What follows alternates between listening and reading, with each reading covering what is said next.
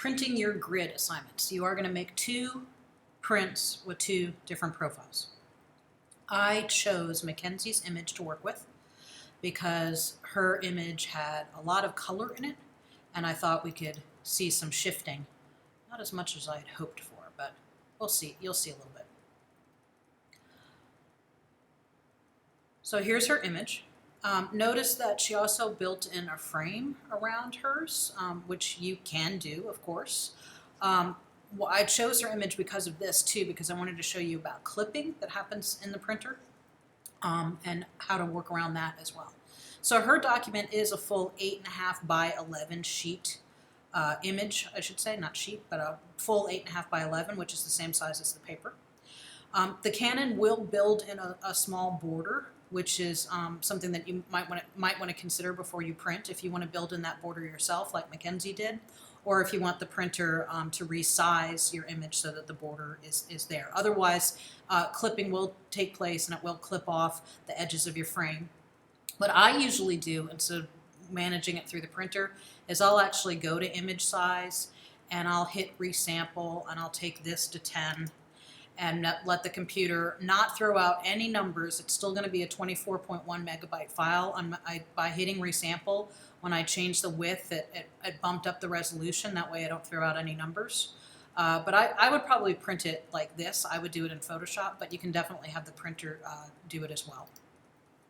So we're gonna, first thing we're gonna do is see what profile her image is in. Whenever Photoshop is set up for the first time, right here, edit and color settings, this is where you decide what your working space is going to be. I prefer sRGB, so the lab is set up as sRGB. However, those of you working at home on your own computers using Adobe, Adobe is going to want to prefer to use Adobe RGB. So your documents may be Adobe RGB when you come in here. And that's fine, but it'll open up as sRGB on the monitors in here because no, I preserved embedded profile, so it won't open up into sRGB, but we are going to change it into sRGB for printing. So just remember, the lab is sRGB, your own computer is maybe Adobe 1998. How do we check that? Go here to Assign Profile. Her profile, no, this is because I was playing with it earlier. Her profile was Adobe 1998, but I changed it because I've been working with this document for a while now. So we want to make sure that the profile is sRGB. And you'll notice here that if we flip back and forth, you will see, I hope you see a little bit of a color change there. Not drastic, but a little bit. More drastic on the computer screen than it will be in the prints. So I want to make sure it's sRGB because I'm going to print that one first. So sRGB, say OK. Then when we send to print, make sure that the printer manages color. We're going to play with Photoshop managing colors in your target prints. But we're going to say printer manages colors. Go up to print settings. Go down to color matching. Make sure that it's Canon color matching. We'll work with color sync with your target prints. And then quality and media, you want to make sure that you're using the right paper. And we'll play with these two. So I'm actually printing on glossy, so just plus glossy, not glossy 2. We have glossy 2, but it's the same profile, so I'm just choosing this. The difference is the thickness of the paper, the backing of the paper. So it's still the same color profile, so I'm choosing glossy 2.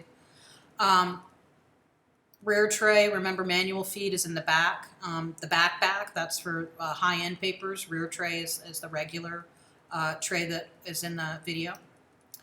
And then we hit save. And then I've already got a piece of paper lined up, so I hit print, and away we go. Actually, I don't have a piece of paper. I've already printed this, so I'm not going to do it again. Then your second print, you're going to change your profile. So you're going to come down here to Assign Profile. And instead of being Adobe RGB, we're going to switch, sRGB, we're going to switch to Adobe RGB. Saw the shift on the screen. Say OK. We're going to keep all of our print settings the same. Going to check them though. Color matching, Canon's doing it. Quality and media, same thing. Save. Now, because I didn't send to print before, you didn't get to see the scaling that I was talking about. So right now it's showing that, you know, this edge is going to get cropped off, which is fine because it's white. However, if your image was coming out to here, and as far as the computer and the printer are concerned, it doesn't know that there's nothing out here. So when I hit print, it's going to say, are you sure? Because clipping is going to occur. And if you don't want that, cancel it.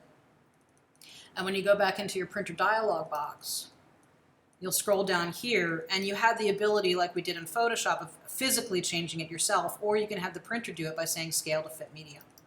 And as you can see, it just shrinks it down so that it's within the confines. So now all of her white would be exposed, so she'd have even more white around the image. But right now, it's shrinking the image down so it will fit within the margins and nothing gets cropped off.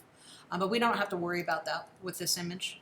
So I would send that one to print.